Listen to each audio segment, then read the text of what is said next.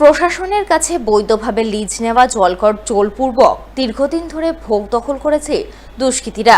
প্রশাসনিক বিভিন্ন মহলে অভিযোগ জানিয়েও মেলেনি কোনো প্রতিকার।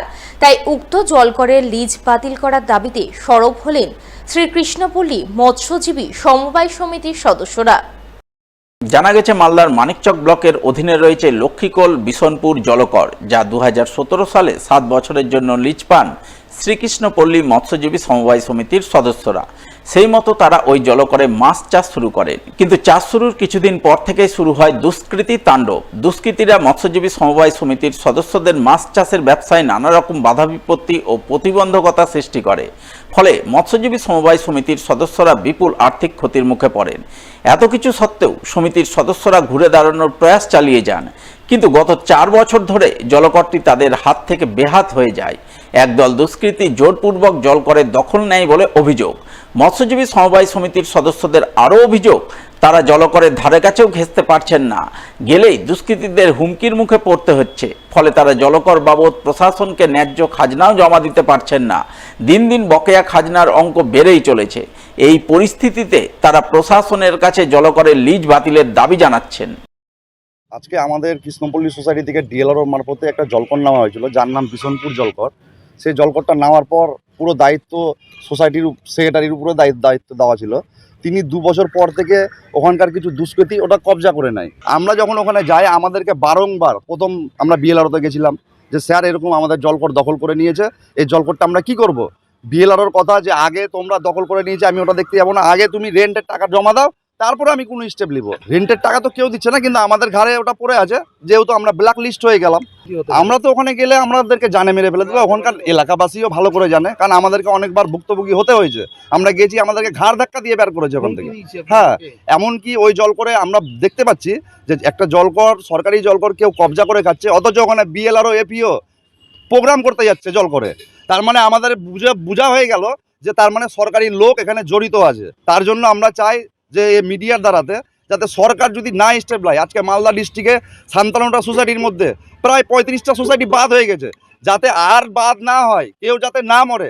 সরকার একটু এই জিনিসটা দেখুক। আর না তো ডিএলআরও সাহেবকে আমি একটাই রিকোয়েস্ট করব যে আপনি টেন্ডার করা বন্ধ করে দেন সোসাইটিদেরকে। রাজনীতিক ওখানে পঞ্চায়েতের প্রতিনিধি আছে, কিছু কিছু ওরা সব জড়িত আছে, এবং ওরা মাছ টাছ ধরে এখনও ওরা লুটে খাচ্ছে। এটা নিয়ে আমাদের 4বার মিডিয়া করা হলো, কিন্তু আমরা যখনই থানা পুলিশে যাচ্ছি তখনই এরা যে ওটাকে দুর্বল করে দিচ্ছে, ঘটনাটাকে দুর্বল করে দিয়ে ফের ওরা ওখানে সাথে নিয়ে আবার ওরা মাছ টাছ ধরছে।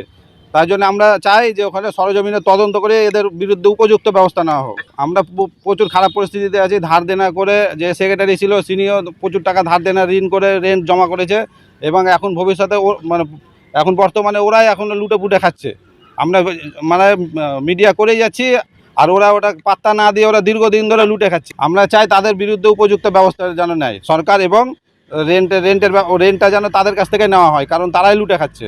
আমাদেরকে মাছ ধরতে দিচ্ছে না, হুমকি দিচ্ছে, ওখানে যেতেই পারি না, আমরা যেতেই পারি না। পরিস্থিতি বলতে দেখেন, যতটি ঋণ আমরা মানে এখনো অবধি করে ফেলেছি, সরকার যদি পদক্ষেপ কিছু না নেয়, তাহলে সরকারের একটা এখন দায়িত্ব থাকবে যে যেগুলো সরকারি জলকর আছে সেগুলোকে বাতিল করে দিতে, সেগুলোকে পুরোপুরি বাতিল করে দিতে। কারণ এই টাকাটা আমরা তো কোনোভাবে এখন দিতে পারবো না, যতটা ঋণগ্রস্ত হয়ে আছে।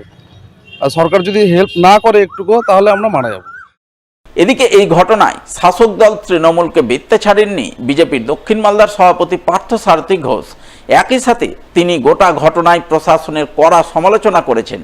যদিও জেলা তৃণমূলের সহসভাপতি শুভময় বসুর বক্তব্য, যারা জলকরের প্রকৃত দাবিদার তারা যাতে জলকরের ভোগ দখল পায় তা সুনিশ্চিত করা প্রশাসনের দায়িত্ব। তাই বিষয়টি প্রশাসনের দেখা উচিত। যেখানে দেখুন যে তারা সরকারের কাছ থেকে বৈধভাবে লিজ নেওয়া, সরকার সেই লিজের টাকা নিয়েছে, ট্যাক্স নিচ্ছে, স্বাভাবিকভাবে যে পুলিশ প্রশাসন সরকারের দায়িত্ব হচ্ছে যে সমস্ত দিকের নিরাপত্তা সুনিশ্চিত করা সাধারণ মানুষের। আর যেখানে এই রাজ্যে এত বড় বেকার সমস্যা, এই রাজ্যের মানুষ দলে দলে পরিযায়ী শ্রমিক হয়ে বাইরে যাচ্ছে, সেখানে একটা সমবায় সংস্থা, যেখানে কিছু হয়তো বেকার যুবক এই একত্র হয়ে একটা নিজেদের রুজি রোজগারের ব্যবস্থা করেছে, সেটাতে সরকার স্বীকৃত। এই ধরনের ঘটনাতে যখন পুলিশ প্রশাসন তাদেরকে নিরাপত্তা দিতে পারছে না, এটা অত্যন্ত দুর্ভাগ্যজনক। কিন্তু এটা আমি বলবো যে এই রাজ্যে খুব স্বাভাবিক, কারণ হচ্ছে যে শাসক দলের অঙ্গুলির হিলন ছাড়া পুলিশ প্রশাসনের পক্ষে এক কদম হাঁটা সম্ভব না। যারা ওখানে জোর জবরদস্তি দখলের প্রয়াস করছে, আমি দাবি নিয়ে বলতে পারি যে তারা শাসক দলের ছত্র ছায়ায় আছে। এখানে এসপির কাছে তারা দ্বারস্থ হয়েছে, এসপি হচ্ছে কাঠের পুতুল, হচ্ছে শাসক দলে। আমি মৎস্য সমবায় সমিতির প্রাক্তন চেয়ারম্যান হিসাবে এই নজরটা আমাদের রয়েছে এবং এটা নিয়ে আমাদের সেন্ট্রাল ফিশারম্যানস কোঅপারেটিভ সোসাইটি যারা জেলে, প্রকৃত জেলে, তাদের জন্য লড়াই করছে। গভর্নমেন্টের কিছু নীতি আছে, কারণ যে কোনো টেন্ডারে ফিশারম্যানস কোঅপারেটিভ এবং ফিশ প্রোডাকশন গ্রুপরা অ্যাটেন্ড করতে পারে। এখন গভর্নমেন্টের এই সরলীকরণ নিয়মের নিয়ে কিছু মাফিয়া চক্র এই ব্যাপারে করছে। আমরা এসপির কাছে অনুরোধ করব যে যাদের হাতে জলা, যারা টেন্ডারের মাধ্যমে, এডিএম এলআরের মাধ্যমে, টেন্ডারের মাধ্যমে যারা জলা পাচ্ছেন, তারাই যেন জলা ভোগ করতে পারেন। আর প্রকৃত জলার নির্ধারণ করতে হবে।